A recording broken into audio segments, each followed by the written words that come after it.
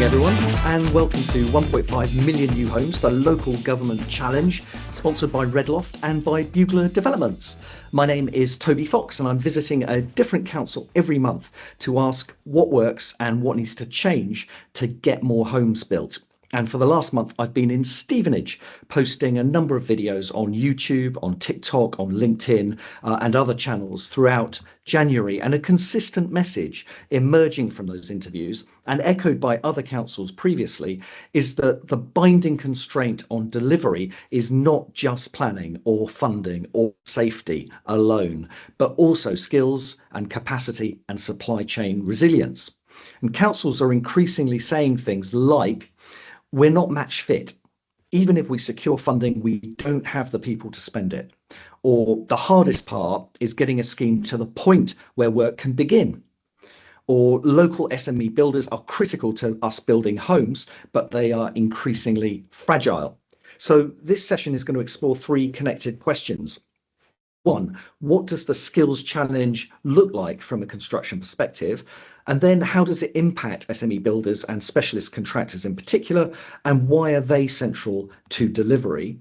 And then what measures are being taken to overcome those challenges, and what can councils in particular do? To find out the answers to all that and possibly lots more questions, let's meet our guests. So we'll welcome in alphabetical order our magnificent panel today, starting with Ahmed, who is Director of Land Development and Neighbourhood Regeneration at Stevenage Borough Council. Welcome, Ash. And Jeremy Graham, who is the Chief Operating Officer at Bugler Developments. Welcome, Jeremy. We've also got the pleasure of the company of Daryl Jedowski, who is Co-operative Neighbourhoods Programme Manager at Stevenage Borough Council, and Samantha Phelps, who is Senior Development Consultant at Loft. And we're special welcome to our special guest today, Daryl Stewart, who is Head of Commercial Services at NHBC. Welcome, panel. Now, let's start off with Ash. Do you want to set the scene for us, Ash, from your perspective? Where is the construction skills shortage biting hardest, and what impact is it having on your ability to build new homes? Thanks, Toby. Yep. So in summary, I think it's twofold. One is direct impact in terms of the capacity of our building teams, our developing partners to actually get things going on the ground. In particular, when we speak to SMEs, they tell us, yes, there is an apprentice shortage. But what they point out is that what they're finding is the apprenticeship schemes are very prescriptive. The applicants that they have want to work, they want to earn money, and they actually end up preferring an evening course and having a general building job with them rather than sticking to programs. And that causes them concern, because if they invest in an apprentice, what they don't want to do is lose him halfway through or towards the end of that program, and they go on to another builder just because they can earn more. So that's one challenge in terms of the capacity of those building outfits, but also one of the crucial areas where skills and capacity issues arise is in the support services. So here I'm talking about the statutory agencies, the utility providers, to name a few: Cadent, not limited to them, Thames Water, Anglia Water. There's a huge backlog in getting those agencies to support our schemes that are on site.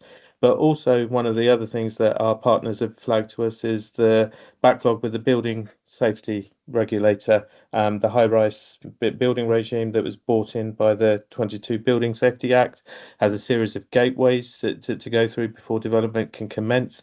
And actually, one of our projects has been delayed by about 6 to 7 months from getting on site. And if you look at that nationally, there's around 17,000 properties that are delayed because they're in that backlog. I know government's doing stuff, but the capacity issues that creates and the risks that creates is impacting delivery. Thanks. But just to be clear, that's not a skills challenge, that's a capacity challenge within the building safety regulator. Okay, so I think it must be both. I would like to speak to the panel to find out their thoughts, but yes, I think the capacity issue arises because there was a change in regulations, a new regime was brought in, and there was a skills shortage amongst the workforce to meet that need. So I think it's a bit of both. And when we look at SME builders in particular, because you mentioned the sort of the skills challenge in that sector, what sort of proportion of your program is delivered through SMEs as opposed to sort of tier one and larger contractors? Okay, so from the outset, when we developed our program, we didn't want to put all our eggs in one basket. SMEs bring different skills and different attributes to the development program. So our ambition was always to have around 40% with SMEs. I think we're at around 37%, around 400 units, which I'll discuss later on. I've got the exact numbers, but around the 40% of our overall program, 400 units, is with SMEs. Fantastic. Thanks, Ash.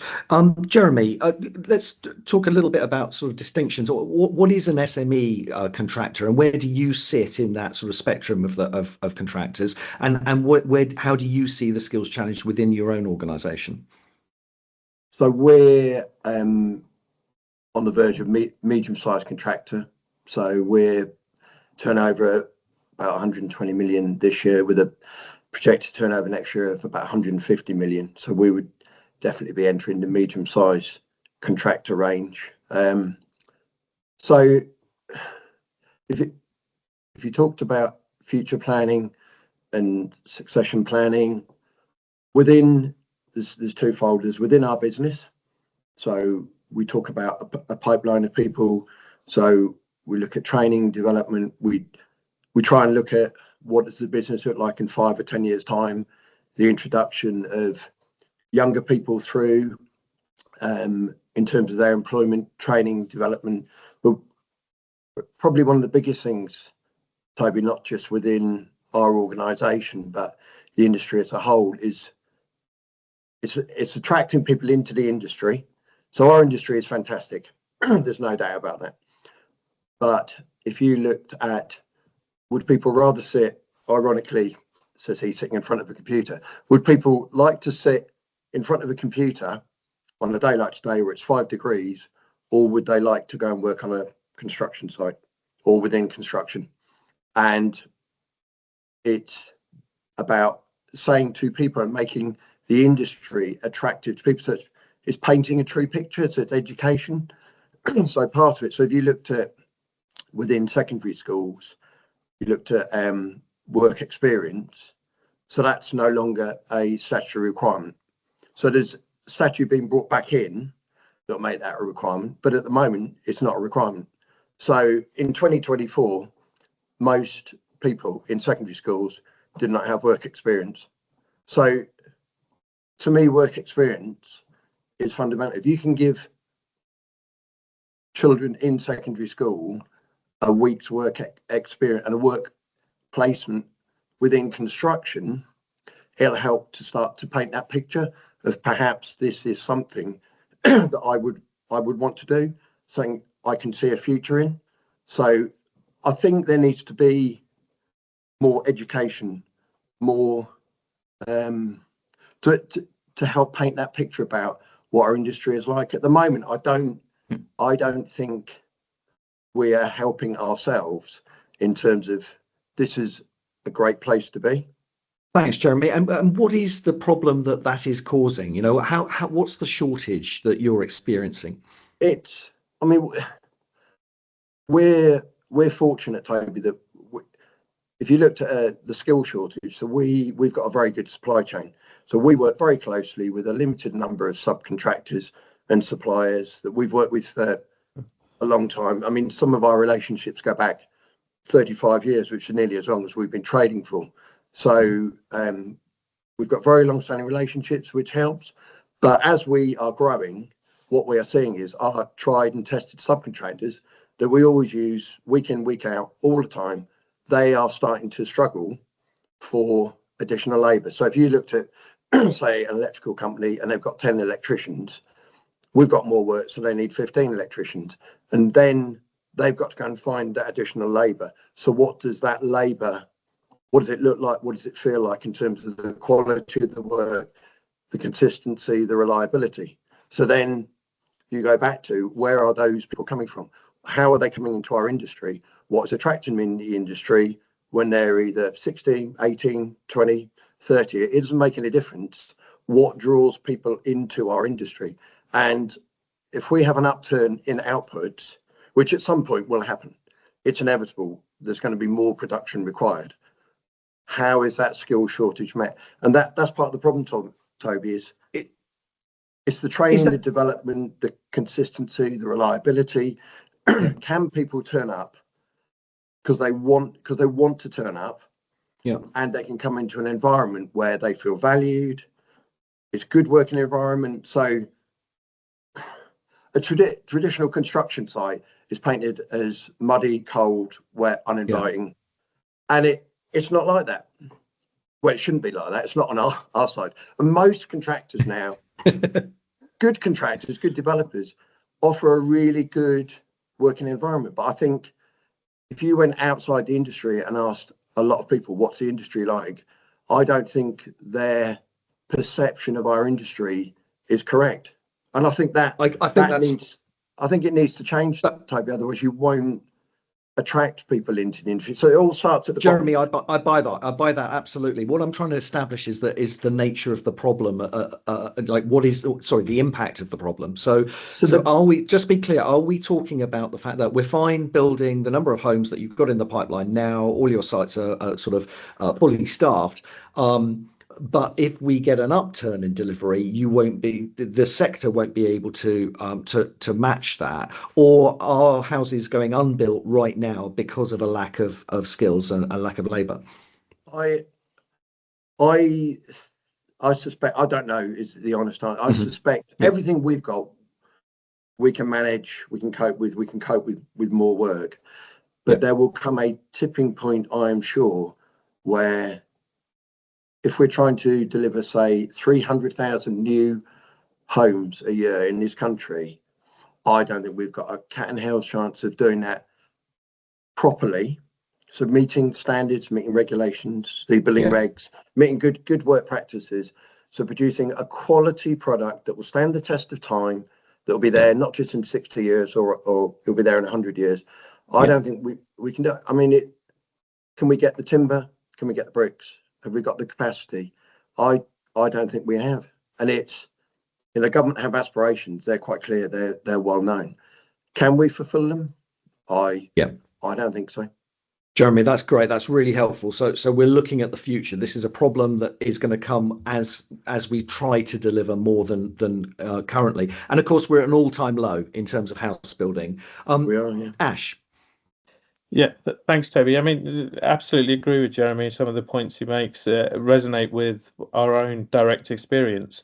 So speaking to SMEs, one of the things they flagged is that they get an apprentice and that's the first exposure they have to construction. And you contrast that with countries in Europe, such as Germany, and I think at the age of 13 and 14, children get exposed to what different types of careers involve, start thinking about whether they want general education or specialists in a particular field. So one of the things that the problems are workforce or our supply chain has flagged to us is that as there's a shortage of skilled labour, what they can't stop because they've got a contract to fulfill to us. What's happening is that lower trained individuals are carrying out the work and your skilled supervisors are then checking.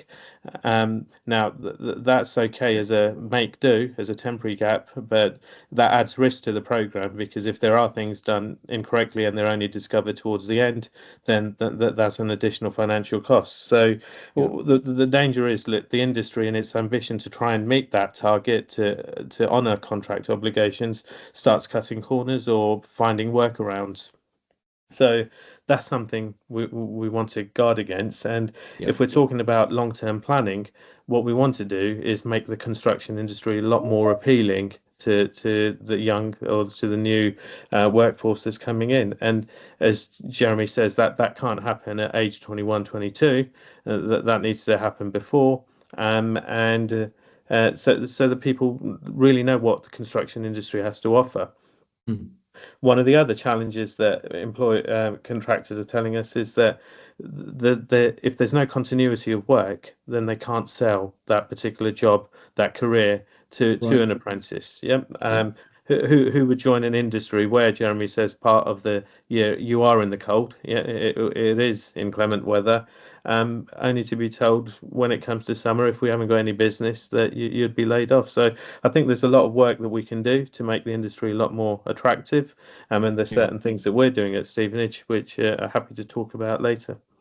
Great. We'll come on to the solutions. And Daryl, I know Daryl Jedowski, I know that's a important part of your work. But is there anything else you want to add to this sort of painting the picture of what the problem is and the impact it's having, and perhaps that sort of exposure of young people currently to work experience or lack of? Yeah, I think it's a really interesting point, and I'm struck here a little bit. So my focus is perhaps a little bit more broader than just the construction industry, and I'm actually really interested to hear from some of those more sector-specific experts on the call as well. But we do a lot of work in construction, but we also talk to a lot of sort of STEM, life sciences, advanced manufacturing businesses, and I actually think there's a lot of parallels actually with some of the things that Jeremy's saying there. And you wouldn't necessarily think so because the two sectors are quite different, but actually that challenge of getting young people used to the tools that are used in the classroom that they'll be using in the workplace is actually something that comes through really strongly, and actually doing that from a really young age. I think one of the most striking pieces of research I think I've ever seen about this is that young people haven't necessarily decided what career they want to do by the time they're sort of 8 or 9 years old, but they've definitely decided what they don't want to do. And I think we don't necessarily set schools up in order to be able to do a lot of that work. It's really interesting. I think those challenges are really interesting in terms of the parallels. Thanks, Daryl. Audience, if you've got questions, if you'd like to sort of join or contribute to conversation, please put comments, reflections, insights, or questions into the chat, and we'll reflect on those as we go. I just want to get to sort of more views on the impact of the skills shortage. Firstly, in terms of local authorities, Sam, what's your experience at Red Loft of how this picture sort of emerges over different places in different parts of the country? Some are better than others, and we think the Section 106 agreement is obviously a really good opportunity to actually include those sort of skills in construction projects. So, do you want to just unpack that slightly?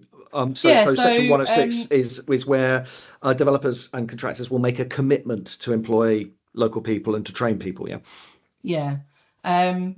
We sort of anecdotally, we always kind of thought, for example, we did some research and we picked 12 councils. We did 6 in London. We did 6 outside of London. Did a mixture of scheme sizes.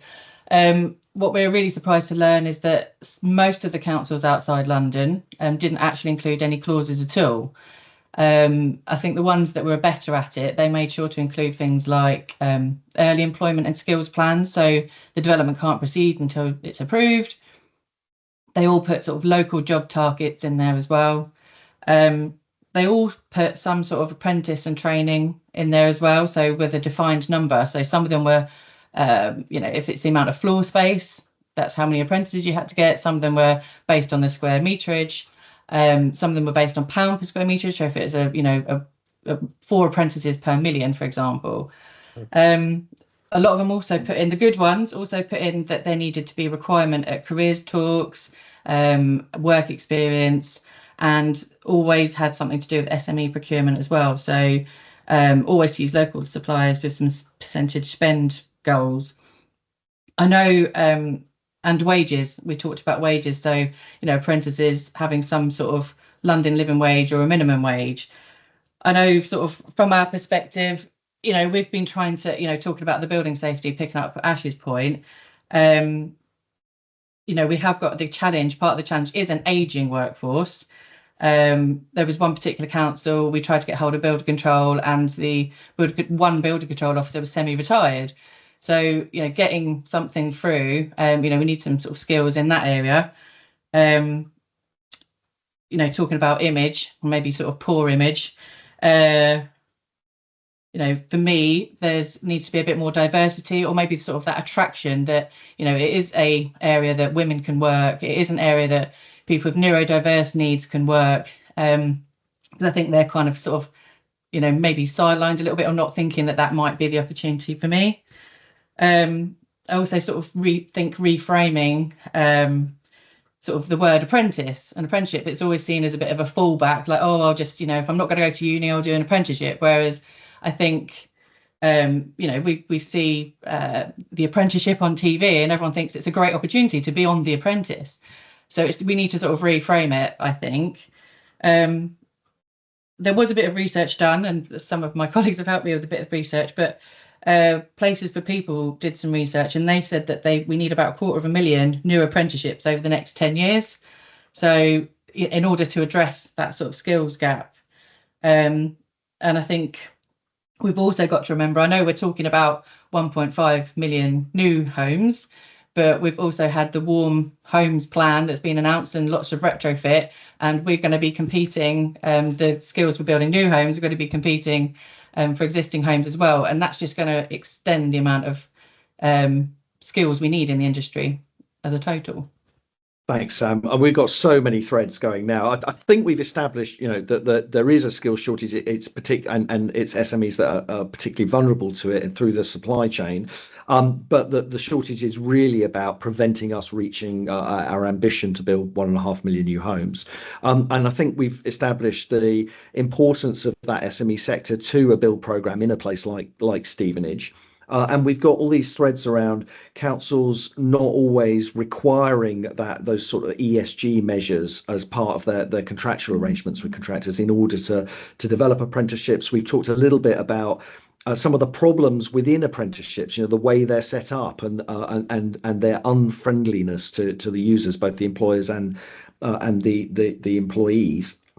We've mentioned competition with other sectors. Daryl pointed that out, that every sector is looking for young people right now. It's not just construction, and the difficulty construction is having in its image in being attractive to those people. And we talked a bit about the fact that the shortages across a load of differences. It's building control. It's all sorts of different places within the council, within the supporting agencies, as well as within contractors. We've talked a bit about the prestige of apprenticeships in particular, and the lack of sort of gender and neurodiversity within the recruiting force and our appeal to those sectors of the population. So whole loads of threads. Darryl, Stewart, what's the NHBC's view on this? Is this something that's affecting the entire industry sort of nationally? Are you seeing that as this is a national picture, or is this a problem in particular places? Thanks, Toby. Good question. I think my fellow speakers have covered a lot of the key points, and none of which I would disagree with. It's already been said that the home building sector at the moment is a bit subdued. I think Jeremy or yourself, Toby, said that it's an all-time low. It is, and with that in mind, when we speak with home builders and contractors and consultancies, it's a mixed bag out there, I suppose, is probably the best way of saying it. It's definitely better now than when we first came out of COVID, when the industry was ramping back up. We started to see some significant challenges then, and Jeremy was talking about it earlier, as was Ash, around the quality of the people starts to get watered down with new entrants coming in. Ash made a very good point around lower trained individuals on site, which I wholeheartedly agree with. I'd also throw another point in there as well, in that it's not just the individuals constructing. From an NHBC perspective, we work not only through deliver apprenticeships, but we deliver national vocational qualifications, most notably in site management roles. And when things get really busy, we also see people being over promoted into site management roles as well. So not only do you have that problem of the trades being a little bit on the variable side, you also see really quite junior people put into roles that are really beyond their experience, and it's a bit of a problem in maintaining quality when you have that aligned with pacier build programs and material challenges and substitution of materials and things like that, it starts to be a little bit problematic around that. But generally, from a skills perspective at the moment, what we're hearing is there are pockets of challenges around the country, and as has already been said, there are certain roles where there are particular pockets of difficulty. A lot of the geographical variance, we tend to hear it's because of the trades, the subcontractors actually following the money. So if they can actually earn a significant proportion more going down and working in London for the week, then they will do that, and that will move resources across from as far afield as I've had conversations in Northern Ireland, in Wales, in Scotland, where actually the workforce is just like, I can go down into London, work 4 days down there, come back up over to Northern Ireland and play golf for 3 days. And we shouldn't be surprised about that, because our workforce largely relied, well, to a great extent, relied on immigration before 2016. So we already knew labour was very mobile in response to demand on building sites. But also, I mean, it's Colin Smart in the audience has sort of raised the point that even architects are competing, and it's the skills shortages across all the professions. And I'd add to that asset management, where there's also a growing shortage of skills. You're competing with.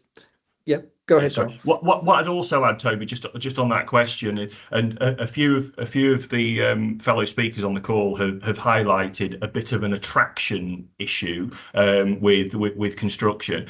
And I don't disagree with it. It's not the most exciting of sectors, but our experience certainly right now is that whenever we speak with contractors, most notably, and they're recruiting, they are inundated at the moment with people that want to become an apprentice. We at NHBC we advertised 40 roles that started just in January.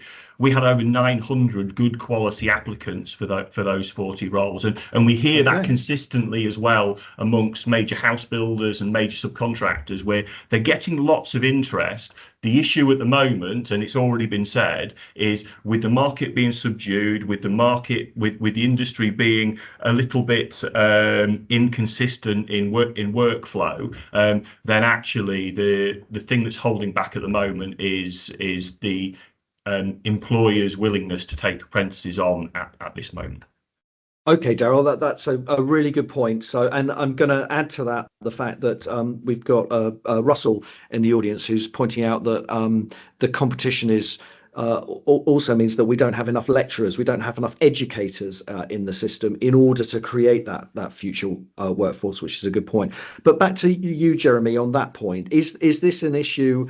Is it actually the contractors that are causing the problem here by not taking on enough apprentices because the risk is too great, because there isn't enough pipeline, there isn't enough delivery going on? Is this a sort of chicken and egg situation? It is. I mean, we've got 11 apprentices at the moment on sites. So typically it's 26 weeks, and they either do a block release back to college or typically 1 day a week. And what that is, Toby, if you look at the way the 106, which is also interesting in itself, that's, I think, just a separate point, Toby. Why is it the 106 is typically the thing that is making contractors, developers take on apprentices? Why aren't people thinking about the future? Why are we as an industry not thinking about the future without it being forced upon us by legislation or contractual requirements? But so why are you only doing it because you're forced to as a contractual arrangement? What's the answer to that? The answer is, I would suggest, it's all down to the mindset of the industry, which is the here and now rather than 10, 15, 20 years time. So I would always say, what will the industry look like in 15 or 20 years time? I'll be digging my allotment, so I won't be in the industry at that time.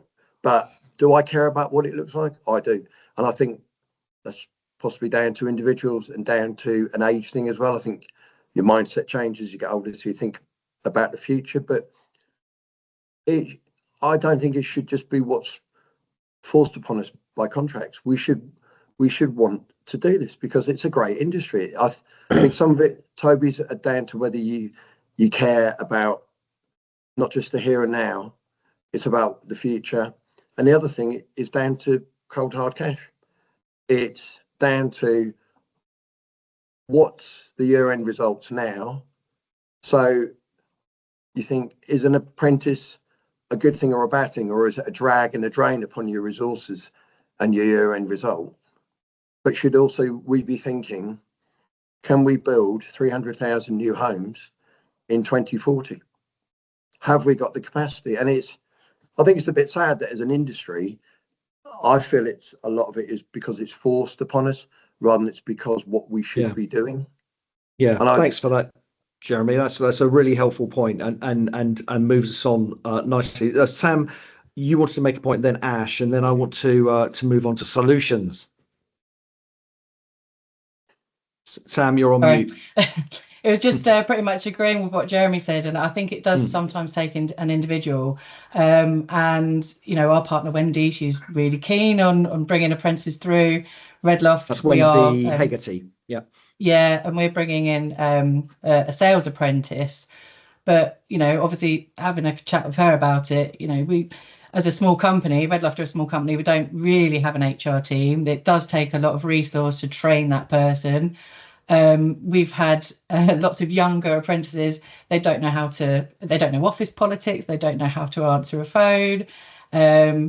So yeah, and I think also going back to sort of individuals, there was a site that I worked on, and sort of going back to neurodiverse, and this is maybe a solution as well, but we did have an obligation through the council to do something with a supported intern.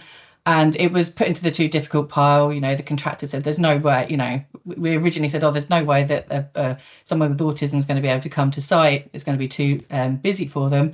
But our site manager had a son who was autistic, and he said, let's give it a go. We'll try and make this work. And they did manage to find him some off-site work. And, so I think sometimes it does take an individual.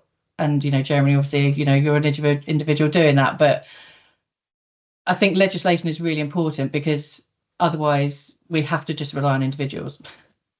But it's interesting, isn't it? Because the individuals are making a difference. Jeremy raised this point as well. So there's a cultural thing here. There are behaviours that individual people can exhibit that will reduce the problem that we're addressing. And there's also a kind of financial aspect to this. The risk in taking people on is too great for small companies to accept in difficult economic conditions. Yeah. Ash. Sorry. I was just going to add, I think that the new apprentice kind of framework that's coming through is looking at reducing the time that it is to be an apprentice as well. So that may help because people might get qualified sooner and that kind of thing as well. So and we'll come on to the sort of structure of apprenticeships in that way with Daryl Stewart just in a second. But Ash, you wanted to make a point, but also I'd like to ask you to address the point that Ravinda has raised, which is around the connections with HR within councils so if there's a problem with, for example, building control, is there a mechanism with HR that will transfer through to a 106 to say we need to emphasise the need for building control officers within our contractual kind of obligations that we put on the industry? Is there some sort of mechanism in there that Stevenage has looked at or other councils might look at? And then finally, let's move on to all solutions as well. What is Stevenage doing? So that's three things on your plate, Ash. Thanks, Toby, and thanks, Ravinda. So I just wanted to draw out some of those points that are all connected. So Chris Weir from Kyle Smart Architects said that there's no pay parity. Actually, there's no incentive for people to invest in 7-year programs when they could earn possibly more sitting in a call centre. And that resonates with some of the feedback we've had from SMEs that apprentices young entrants want to earn money, and they can have their heads turned by a job offer, and so there's a disincentive for that SME to invest in an apprenticeship. That what they're looking for is commitment. And Jeremy made the point that where is this industry headed in 10 to 15 years? So I think there's absolutely a case to increase the attractiveness of the construction industry, to give people the opportunity from an early age to understand, look, it's not just about bricks and mortar and being out on site, but there's the design element to it, there's specialisms within that, and then Samantha's linked in about that there's sales as well associated with the construction industry, so you can have a profession in negotiating or being a salesperson. So we need to increase the attractiveness of the apprenticeship programs. One of the issues to get parity, pay parity amongst that is I sit here as a local authority change agent. I can access affordable housing grant. That grant, that government subsidy makes my appraisal much more deliverable, and then I can go and contract schemes. Currently, what incentive is there for SMEs other than claiming tax benefits on investing in training and enterprise? And I think there's something that we can learn from our European partners or colleagues on how to get more investment from government in the right areas in skills, but also encourage us as local authorities to deliver schemes that deliver apprenticeships and have high investment, so that actually there's a carrot and a stick. On Ravinder's point that look, there are shortages within local authorities in building controls. Every organisation has a duty to forward plan and to allocate resources. So in Stevenage, we saw that there was an issue in building control shortages in personnel. So what we've got is a team that is multi-skilled, can work across several of those regulatory areas. But essentially, we share a service with other local authorities, Herts Building Control. So actually, we pooled our resources so that we're better able to cope with spikes in demand in one particular area, lags in others. Very rarely is there building or spikes across all of those local authorities. So it's about having workforces that are resilient. And then what was the third point? Sorry, Toby. It was we're going to move on to solutions. What else is the council doing to alleviate the shortage? Okay, so for me, it's thinking forward and developing new schemes where we do highlight that, look, we want to see an investment in training and apprenticeships. One of the things that we're encouraging our SMEs to do is to actually do a profit share with their workforce. So currently, you look at where the money goes on a building site is to the person that takes the most risk, and we want to see actually an incentive for the workforce on some of our smaller sites to actually turn up, consistently provide quality, stick to the design process as well. And what we really think would incentivize all of those people when we speak to them, to those employees, is some kind of profit share arrangement. Now, obviously, we can't thrust that upon our contractors, but it's certainly something that we're highlighting. Jeremy is definitely frowning at this stage. Yeah. Okay. But perhaps it's not relevant to the medium and the volume size house builders, but certainly for the SMEs that probably tend to offer lower levels of wages. Actually, look, that's a way to actually incentivize your workforce to stick with you. We're happy to pay the going rate, the market rate. We don't ask for discounts on that when we contract, but what we want to see is an investment in the building, in the product, but also the people that are delivering it, because the two go hand in hand. Thanks, Ash. And also, you've been opening up your local plan, haven't you, to local SMEs and talking to them about what's on offer down the line if they invest in their workforce. Yeah, absolutely. So crucial to look, when we mobilise, we went from a standstill position of not having a single pipeline secondary scheme. We started our first scheme about 8.5 years ago now, and crucial was to develop a pipeline of schemes and let SMEs and other interested partners know what it is that we want to deliver in year 2, 3 and 4, so that they can actually go and do their homework on those schemes, on the skills needed to deliver them, what the design issues would be, so that when we tender, and we tend to tender 12 months in advance now, rather than we're going to tender and you need to start in a month's time. We tender in advance so people can build a pipeline of schemes that they can go to. That gives continuity of work and assurances and de-risks their investment decisions. That's really been helpful to the micro builders. So I'll talk about our program later, but we've got 18, 19 sites that are 3, 4, 5, 6 unit schemes, and where we can highlight to a builder, look, that in year 2 and 3 there's another 4 or 5 schemes that they could potentially bid for. They tend to set roots in Stevenage then, and in the community, and they're actually committed to delivering for us. Fantastic, Ash. Thanks. I'm just going to give Jeremy a quick right of reply on profit share for employees, and then we'll go to Daryl and Daryl. I think there's, I think Toby, in terms of money, that I think part of the challenge we face is it's this what I call shortism. So if I went back to when I started, which isn't in the dark ages, but probably not far off, there was 5-year apprenticeships and training. So I did a 5-year training program, and I think if you fast forward to now, most people are thinking 6 months is suitable, and I struggle to see. So if I took some of the bricklayers that I've known for 35, 40 years, can you be a bricklayer? Can you be an architectural technician? Can you be a structural engineer in 6 months? And the simple answer is you can't. But I think everything now is the here and now, rather than thinking, I will take a lower wage now, but I will be put into a good structured training program, and in 3 or 5 or 7 or 10 years time, I could be earning very good money with very good prospects in a very good workplace. And I think that is probably part of a modern cultural issue for us. Absolutely. I think that's spot on.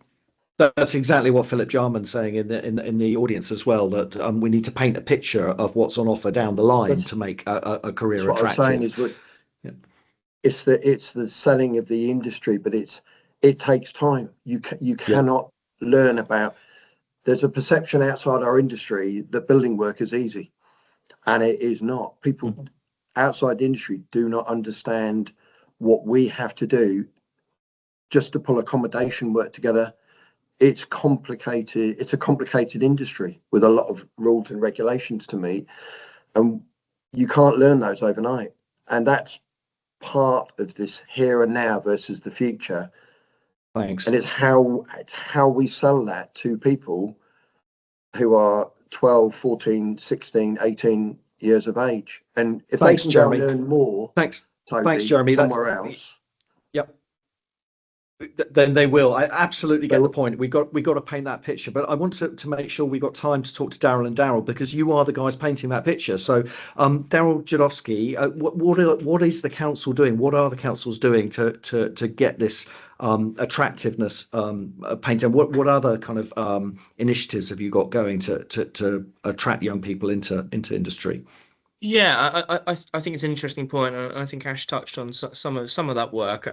I think for us, and touching on some of the points that Sam raised earlier about Section 106, I think we kind of see that as one of the sort of levers that we have to kind of pull to try and make a difference in this kind of area. We have things like Section 106. We have our Stevenage Works initiative, which colleagues run, which looks at all of our sort of what do you want to call our sort of spending power, procurement power across Ash's team in housing development, across all the work we're doing around town centre regeneration, and also investing in our own housing stock as well in terms of those big contracts. How can we use that as a lever in order to generate apprentices, make sure there's social value being delivered for the town?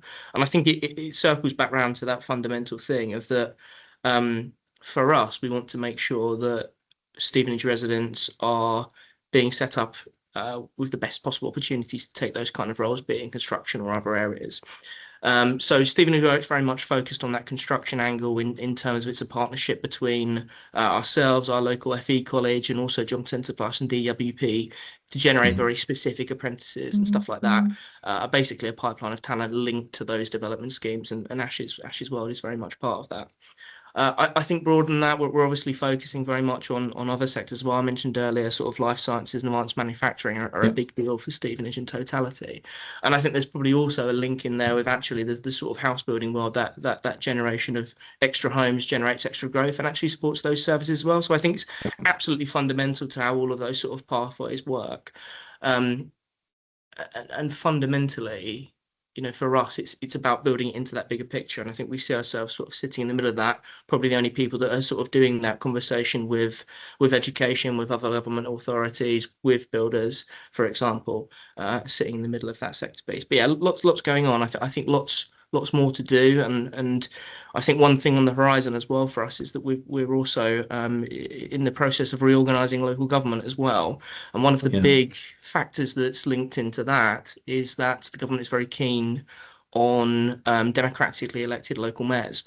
And actually what that means is that it devolves a huge part of funding that would be held at a central government level down to those mayors so they can tailor that approach locally. And I think that's something that we definitely sort of advocate for and champion for, is actually what works in one place doesn't necessarily work everywhere, and actually you need that element of local tailoring in order to make it work. So obviously Ash and his team do a fantastic job at that local level, but unless the offer is very specific to those schemes and able to work with those SMEs, etc., it's really difficult to just have a sort of a one brush painting everything kind of approach. Yeah. We're back to sort of fundamental arguments in favour of local government, right? That's why we need local government. And thanks to Tracy Bassett for reiterating Daryl's point about the easy win that councils can have working with colleges to sort of open doors, open a window on the construction industry for young people. Now, Daryl, Stewart, you're sort of the icing on the cake at the end of this discussion, because you've got a fantastic programme that the NHBC has been running. Do you want to just outline what it is and how it addresses some of the threads that have come out of this conversation, some of the challenges that we face in recruiting people into the industry? Yeah, happy to, Toby. I'm going to be, unfortunately, I seem to, like everyone else, seems to be referring to some of the points Ash made earlier on as well, and agreeing with them. Honestly, everyone ends up doing that. Yeah, he must have. Yeah, he must enjoy this. But Ash was saying earlier on some of the challenges we have around retention. We hear that when we speak with home builders of all sizes and subcontractors. There was also Ash also referenced young people not being given the opportunity to have site experience and such like, and that was something that we heard consistently a few years ago when we started having conversations around future pipeline of talent coming through. And NHBC is a bit of a unique organisation. We're an insurance company. We provide warranty insurance on about 70% of all the new homes that are built in the UK. The unique bit is that we're a non-profit distributing organisation. So the profits that we make from those business, we feed back into initiatives that support our purpose of championing high quality homes. And through those conversations that we had back in 2020, we came to the realization that there was a problem that was emerging, particularly when we were going to start seeing volumes. We were going to start having challenges with the workforce, which has been talked, very eloquently here today. So what we decided to do is we decided to working with home builders, most notably, to actually help address some of the challenges that we were told around. Well, yes, we have challenges retaining apprentices, that as Ash was saying earlier on. We also had messaging coming from home builders around, but actually there's gap, and it's been mentioned here as well around lecturers. We have gaps in capacity around the skills system. The skills system is it's a broad church. So whenever I want to teach somebody, whenever I want to place an apprentice bricklayer with a provider, they have a broad church of industries to service, whereas home building has some unique elements that where there'd like to be some focus. And also there was just a general qualitative sort of comments that were made around provision dotted around the country. So what NHBC decided to do was it decided to, because NHBC has been involved in delivering, as I mentioned earlier, MVQs and training and things for the home building sector for nearly 30 years now, we decided to actually venture into the apprenticeship arena.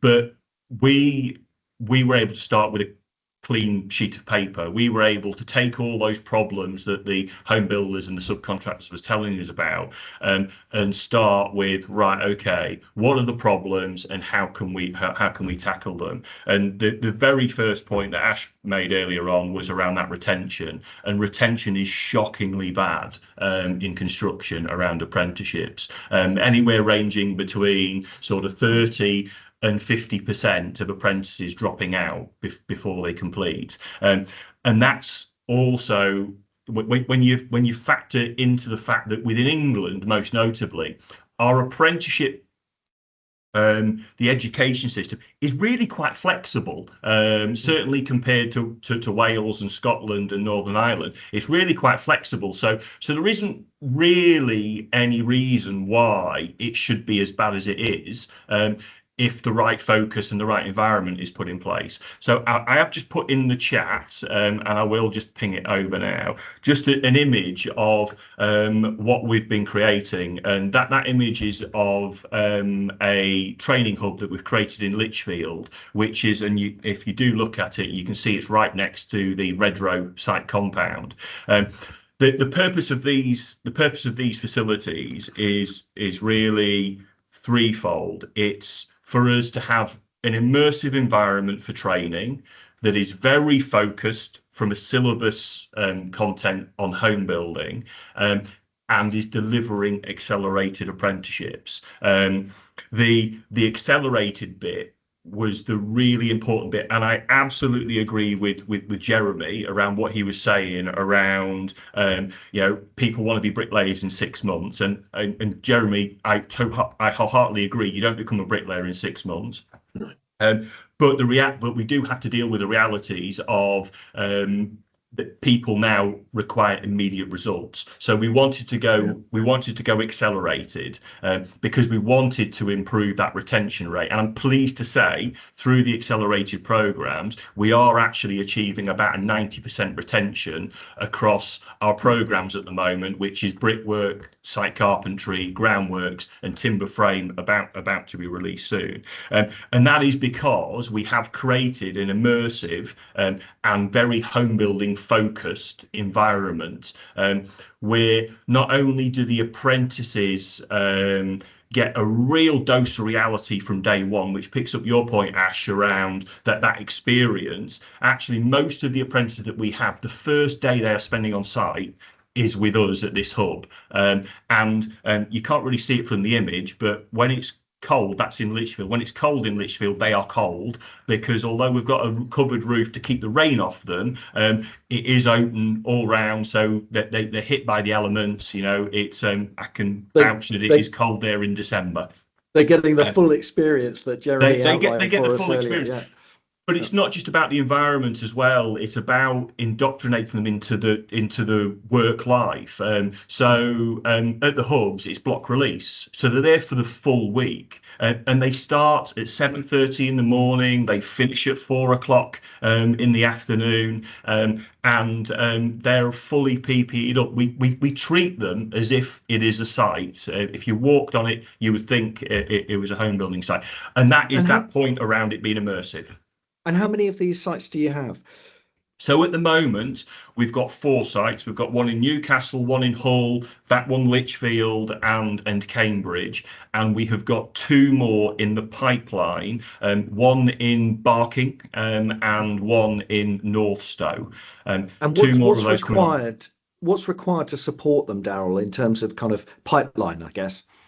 So what we're typically looking at is that particular Lichfield site is on a site that's going to be getting built out over the next 15 years. So we usually look for a site that is 10 years plus in build. Now, clearly in London, actually, you don't have to look very far, and there's house building going on everywhere. And in London, you've got an amazingly good transport system as well. That means that actually apprentices can get around relatively easily. The actual site that we're creating, we've got planning permission for it. We're hoping to break ground on it very, very shortly. Is in Barking, is right next to the train station. So in total, we're going to be looking, Toby, and I say this, with the caveat that subject to demand, we're looking at creating 12 of these around the UK. But as I say, subject to demand, subject to there being a gap identified in an area, because what we're absolutely focused on, these hubs need to bring additionality. We don't want to be competing with good existing provision, and we want to be plugging gaps in the current skill system. That's a great point, Daryl. Thank you. And how do contractors connect with you? How do they take apprentices from you? So they can contact us directly. All the information is on our website, where we have intakes typically quarterly, so it's not once a year as well, because actually we have quite a good pipeline of career changes. It's not just young people that are looking at getting into construction, and doing them all in September isn't always conducive to somebody that's in February or March wants to actually get into bricklaying or groundworks. But yeah, through our website, Toby. Great, thanks, Daryl. And Daryl Jedowski, that competitive element, would you see something like this welcome in Stevenage? Would it, or would it sort of be difficult to integrate it into existing systems? I think it's a really interesting point that Daryl made about that sort of tailoring, looking for gaps in the system. I think there's an ability for things like this to augment existing provision. We have a really good relationship, as I mentioned before, with our local FE college, and actually a lot of what Daryl's describing there, actually in terms of making that experience more practical and making it closer to what the world of work is a fundamental part of what they do. I think that's probably not the case for everywhere. I certainly know that's a fact, but it's definitely something they focus on, and I think those different channels of education are something that's becoming a lot sort of more common in the system. But obviously a scheme like that, showing how those things can be done, those are transferable in other ways that aren't just exactly what Daryl's doing. Actually, it's that learning that can be taken from it. How can it be applied to slightly different settings, slightly different institutions, and how can we use that learning to add value elsewhere? I think is really crucial, but really exciting. I actually will be dropping Daryl an email, I think, about it to find out more. So fantastic. Thanks, Daryl. Daryl, Stewart, very quickly, and then I'll just get final points from Jeremy and Ash and Sam. Yeah, I was just going to say, Toby, if the training provider gets it right, it also addresses the point that Jeremy made earlier on, where actually subcontractors actually want apprentices rather than them being required upon them, because we have a number of subcontractors now that are repeat customers coming back to us because they are getting an apprentice after a couple of weeks at the hubs. They're actually getting somebody that is useful, engaged, and has the right behavioural traits to turn up on time and isn't a health and safety danger to themselves and everyone around them. So actually we're hearing from subbies that actually we want more of these, rather than I've been told that I have to bring more apprentices in. They want them if it's done right. So it doesn't have to just be contractual, and you're creating a virtuous circle. Sam, remembering your sort of pathway into the industry, would an institution like that have been attractive to you at the age where you were making career decisions like that? Possibly not. I came in for a little bit of a sideways route. But I was involved in sort of things like this. There was like sort of STEM, GlaxoSmithKline and places like that did come in schools and did get the practical experience. But not necessarily for me. Just as a final, and now I'm a chartered surveyor, so I managed to get through that this year. But just on the point, just on the point on the sort of section 106, I feel like I'm rolling back on my own thoughts. But I think let's say that there is no section 106, or like there's no contractual obligations to deliver. and let's say there are, I think the point is to have a plan, and to have an early plan. And just hearing Daryl and thinking, well, actually, yeah, one of the plans could be, when you're setting up that site, when a client's setting up that site, is what are we going to do about apprentices? Doesn't matter whether it's whether we've got a contract to do it, and whether we're forced to do it, or whether it's something we probably should do. So I think that's my final thought, is have a plan. Thank you very much indeed. Jeremy, what's your sort of reaction to that NHBC plan, to what you've heard about what Stevenage is doing, and your own thoughts on what a well-behaved and forward-looking company like Bugler should and is doing? What the NHBC are doing is to be applauded. It's what we need, that investment. It's not just a financial investment, Toby, it's the time investment. So it's that quality time, so things are done in a planned and structured way, which I think is probably going to be helping significantly with that retention. So Daryl was saying 30 to 50% leaving, 90% retention on their scheme. That tells a story about the structure and environment that they're putting people in. And if we could link with that in the schemes we've got in and around London, it would be really useful, because one of the things we have with our obligations on our contracts in London is this postcode restriction, where we've only got a limited pond in which to fish and fulfill our requirements. And that could be really helpful for us, I think. And we need more schemes like that. It's that investment of time, Toby, it's that being seen as important. I mean, I think we see it as important, but we can't do it on our own. But it's joining all the dots, Toby. So things like this will help people to start to join the dots and communication and develop relationships, and hopefully go some way towards solving what I think is inevitably going to be more and more of a problem as demand starts to. It's definitely going to outstrip supply. Thanks, Jeremy. Ash, it's for you to join the dots, but also just before you do, that point that Jeremy raised about the borders between different boroughs. So a kid on one side of the road isn't eligible for an apprenticeship with a company like Bugler because they happen to live in a different borough, even though it's 100 yards from the building site on which they would be employed. Is that an issue? Is there a way of tackling that? And then your sort of final thoughts on what you've heard. No, thanks very much, Toby. I mean, it's an interesting point, isn't it? Postcode lotteries affect health, affect education, and job opportunities now as well. So it's very disheartening when that happens. I think it's particularly prevalent in London boroughs, where those boundaries are very stark. That actually you could hit a street and half of it's eligible and half of it's not, because it's a different borough. I think that what that requires is just a revamp of the apprenticeship schemes. That actually it needs national and regional support rather than individual localized support, so that boundaries matter less, and LGR will hopefully help with that, because boundaries will be wider and bigger.